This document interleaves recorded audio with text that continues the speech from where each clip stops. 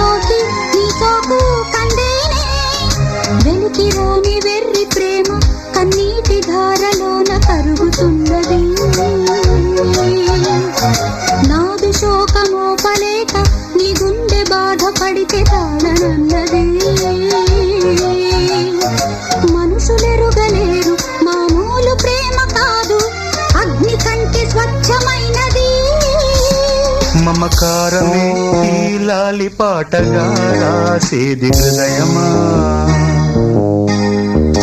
ఉమాదేవిగా శివుని అర్ధభాగమైనాలోన నిలువుమా